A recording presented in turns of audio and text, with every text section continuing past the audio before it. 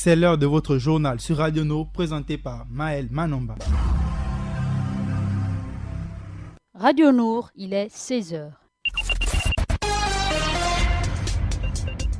Assalamu alaikum auditeurs de Radio Nour. Voici les titres. Le Gabon, à l'instar de la communauté internationale, a célébré ce vendredi 21 février la journée internationale de la langue maternelle, une occasion pour les organisations culturelles osant léguer notre héritage et l'ONG au mandat de remettre au ministre de la Culture les recommandations contenues dans le rapport du symposium de l'année 2019. La gestion durable des ressources forestières au cœur d'une rencontre entre le professeur Lee White et le représentant de la FAO. 1, c'est le chiffre de notre rédaction, il est en milliards de nos francs. Ensuite, Adiza Adamou et Ida Ibienga nous présenteront successivement les pages musulmanes et internationales, le tout sous la coordination d'Axel Komba. Radio Nour, il est 16h. Langue sans frontières, c'est le thème de la célébration de la Journée internationale des langues maternelles. Ce 21 février de chaque année, depuis 1999, les Nations Unies, à travers son organisation spécialisée, l'UNESCO, célèbrent les langues du monde entier. Le thème pour orienter la réflexion cette année est langue sans frontières. À l'échelle nationale, l'accent a été mis sur la remise officielle des recommandations contenues dans le rapport du symposium organisé en 2019 par la radio-télévision Nour et le département des sciences du langage et de la communication aux côtés de la Compagnie nationale de navigation intérieure et internationale.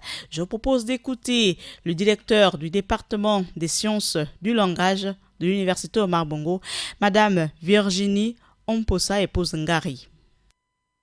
Monsieur le ministre, en ma qualité de directeur du département des sciences du langage, sciences de l'information et de la communication, permettez-moi de vous remettre ce rapport qui est le résumé des travaux menés en 2019.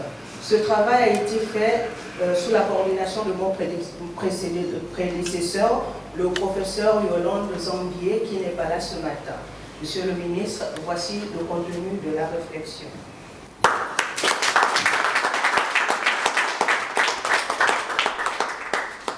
Voilà, le ministre de la Culture, Michel Menga Moussounou, n'est pas resté insensible.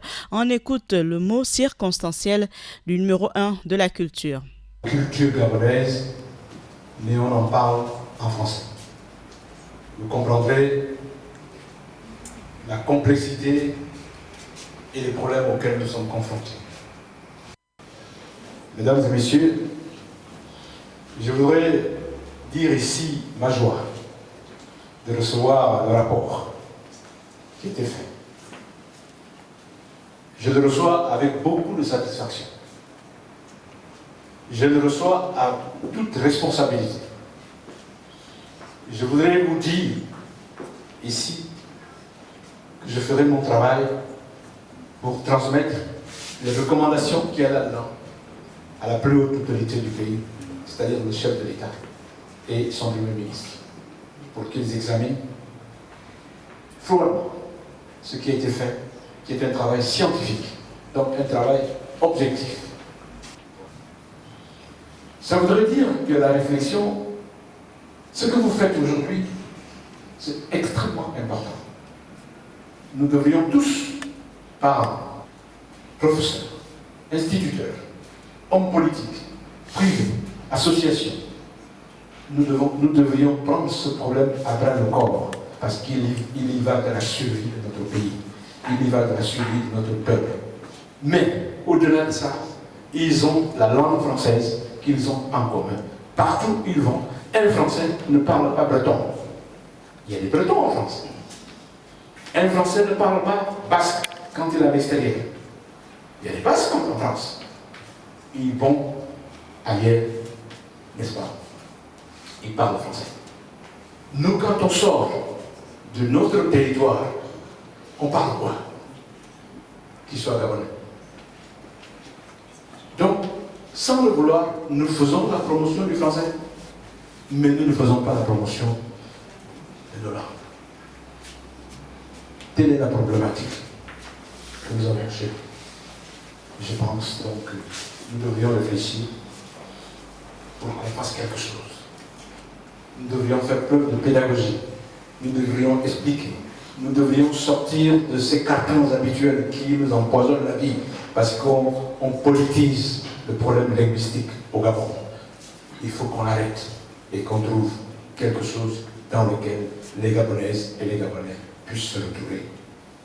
Et la langue, la culture doit être le ciment de l'unité nationale. C'est ça son rôle.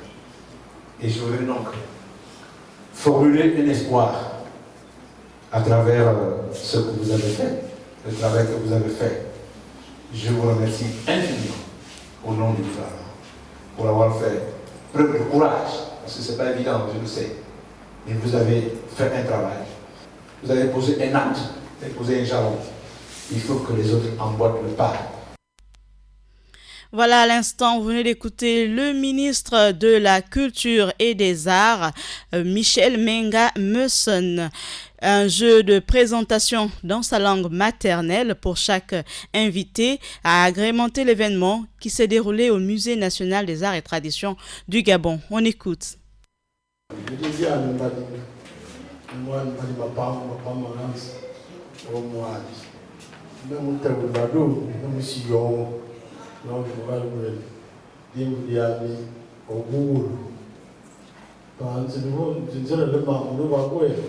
Même ni aussi comme par exemple c'est pas mambo ni relimi ngavos mambo pas di wel ngavos di wel pas o buru ngavos do buru pas duf ngarelema ngavos nambe boss di mama donc mbemo ni boss Donc à Messoun,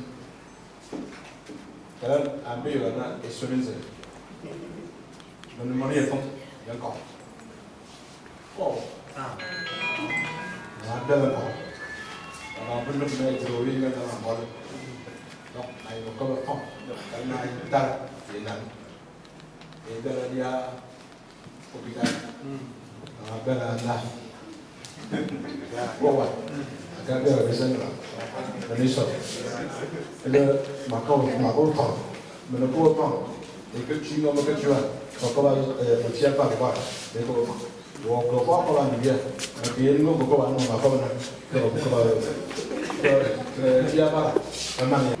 maintenant, je vais me présenter. Mieni Pierrette Ouwamba, Mother Tanner, Lydia Andia, à l'IPN, au ministère de l'Éducation nationale.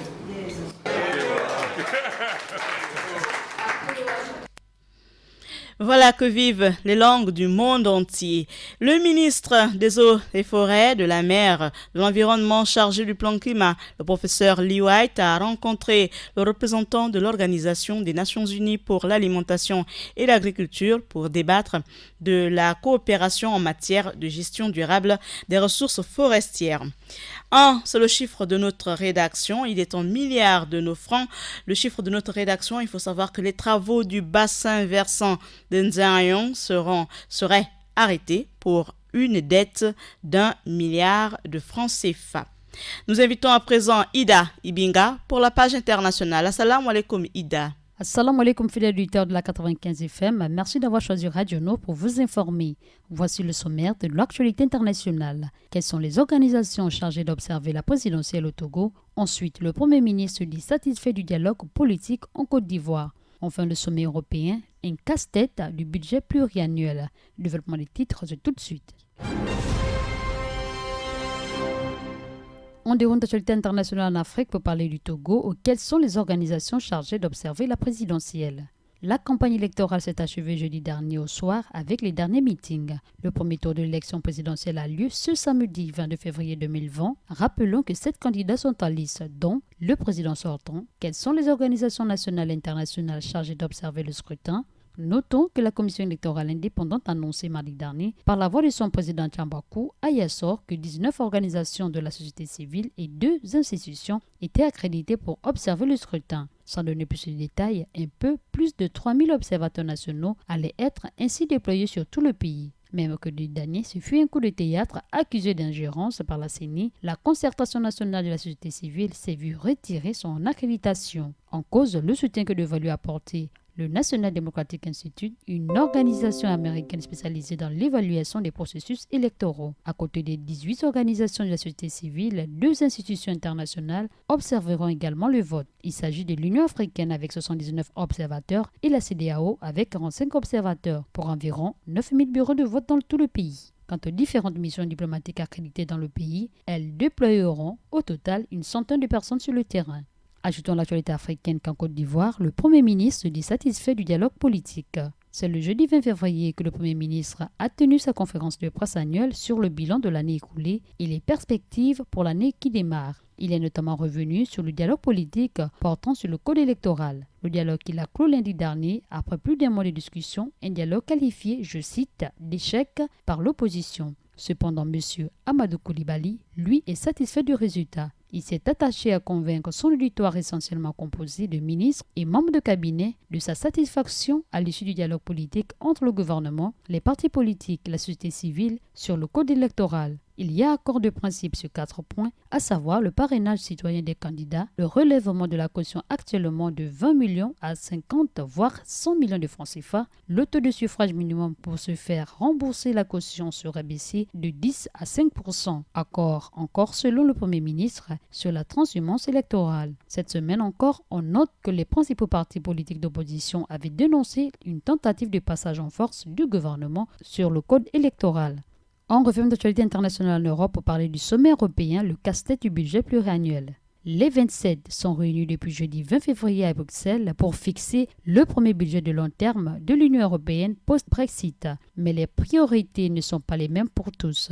Soulignons qu'à Bruxelles, les 27 planchent sur l'équation complexe, combler le trou causé par le départ des Britanniques, tout en trouvant les moyens de financer des politiques ambitieuses pour les 7 prochaines années. L'on a bien senti dans les propos des dirigeants à leur arrivée, la discussion s'annonce longue, très longue. La dernière fois qu'ils avaient discuté du budget il y a 7 ans, il avait fallu 2 sommets pour trouver un accord. Retenons que cette fois, le nouveau président du Conseil européen, Charles Michel, s'est beaucoup investi pour tout boucler en une seule fois, quitte à rester plus longtemps que prévu. Mais comme dans toutes les négociations, chacun commence par se montrer insatisfait. Les uns jugent le budget trop important, les autres trop faible. Chacun a ses exigences. Plus d'argent pour les agriculteurs, pour le numérique, pour aider les pays en rattrapage. Merci fidèles auditeurs, voici que je vous ai présenté l'actualité internationale.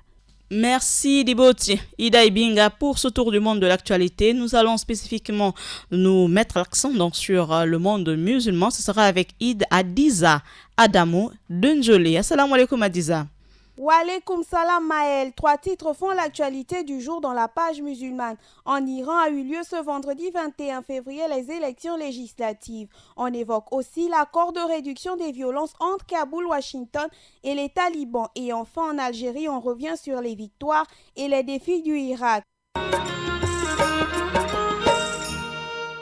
On ouvre la page musulmane du jour en Iran où a lieu ce jour les législatives dans ce pays. Les Iraniens votent aujourd'hui pour élire les députés du Majlis. Le guide suprême et le président Rouhani ont voté dès l'ouverture du bureau. Un moyen d'encourager la population à se déplacer alors que le taux de participation s'annonce très bas. Les Iraniens se sont déconnectés de la classe politique et l'invalidation d'une bonne partie des candidats réformateurs a achevé de les éloigner. La fermeture des bureaux de vote est prévu à 18h heure locale.